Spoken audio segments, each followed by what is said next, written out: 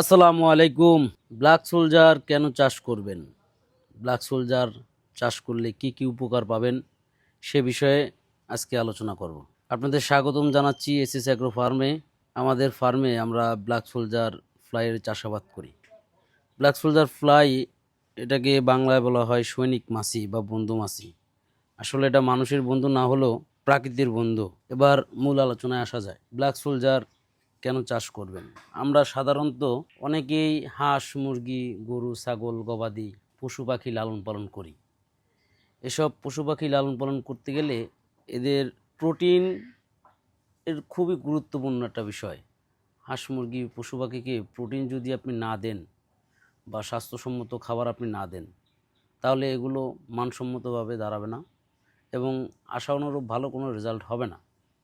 যেমন আমরা ফার্মে দেখি মুরগিকে ফিড জাতীয় খাবার খাওয়ানো হয়, গরুকে সুষম খাবার খাওয়ানো হয়, কারণ এতে প্রচুর পরিমাণে প্রোটিন আছে, যে প্রোটিনের কারণে এদের ফলাফল রেজাল্ট খুব ভালো হয়। এখন আমরা হাঁস মুরগিকে সাধারণতভাবে প্রোটিনের সেরকম কোনো খাবার দিই না। আমরা প্রকৃতপক্ষে খাবার দিই কুড়া, ভাত, ফ্যান এই জাতীয় খাবার দিই। এগুলোতে অরিজিনালি হাঁস মুরগির বেশি প্রোটিনের চাহিদা পূরণ হয় না, যে কারণে আমরা আমাদের হাঁস, মুরগি, মাছকে এই যে ব্ল্যাক সোলজার ফ্লাইয়ের লার্ভা খাবার দিয়ে থাকি। ব্ল্যাক সোলজার ফ্লাইয়ের লার্ভা সাধারণত মাছের খাবার হিসেবে খুবই গুরুত্বপূর্ণ ভূমিকা রাখে। আপনি যদি লার্ভা 7 থেকে 12 দিনের যে লার্ভাগুলো আপনি ছোট মাছ, বড় মাছ সবাইকে দিতে পারবেন। এটা মাছের জন্য খুবই উপকারী একটা খাদ্য। সাথে আমরা ছাগল এবং গরুকে ব্ল্যাক সোলজার লার্ভা খাবার দিয়ে থাকি। এখন আপনারা বলতে পারেন যে গরু ছাগল কিভাবে লার্ভা খায়?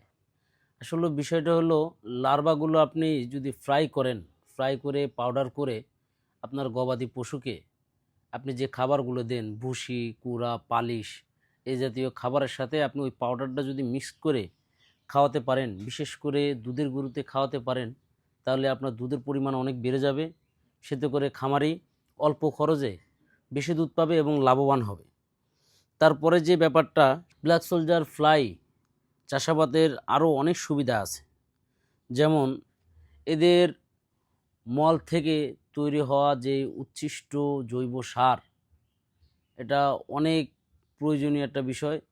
বিশেষ করে যারা চাষাবাদ করেন বা বিভিন্ন গাছগাছালি লাগান, শশা গাছ, পেঁপে গাছ, বেগুন গাছ, সিম গাছ, এসব ধরনের গাছের যদি আপনারা লার্ভার বিষটা বা জৈব সারটা আপনারা ব্যবহার করতে পারেন, আশানুরূপ বোঝা যায় বা বৈজ্ঞানিকরা রিসার্চ করে বের করছে ব্ল্যাক সোলজার ফ্লাই থেকে আমরা অনেক উপকার পাই। এখন বিষয় হলো ওরা কি খাবার খায় বা ওদের কি খাওয়ানো উচিত।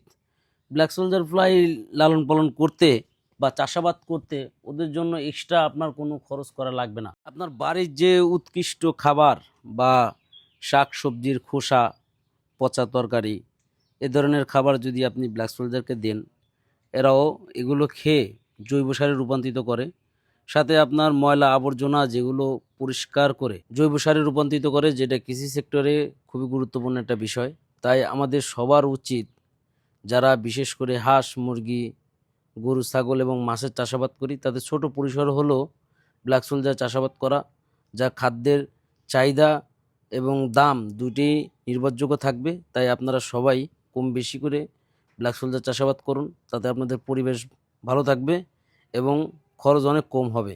আপনাদের কারো যদি ব্ল্যাক সোলজার লাগে, স্ক্রিনে দেওয়া নাম্বারে যোগাযোগ করবেন এবং আমাদের পাশে থাকবেন। এবং আমাদের চ্যানেলে যারা নতুন আছেন তারা আমাদের চ্যানেলগুলো সাবস্ক্রাইব করবেন এবং আমাদের পাশে থাকবেন। যে কোনো তথ্য পরামর্শের জন্য আমাদের স্ক্রিনে দেওয়া নাম্বারে যোগাযোগ করবেন। এটাই হোয়াটসঅ্যাপ নাম্বার। যদি ফোন না ধরতে পারি, হোয়াটসঅ্যাপে যোগাযোগ করবেন এবং পাশে থাকবেন। আসসালামু আলাইকুম।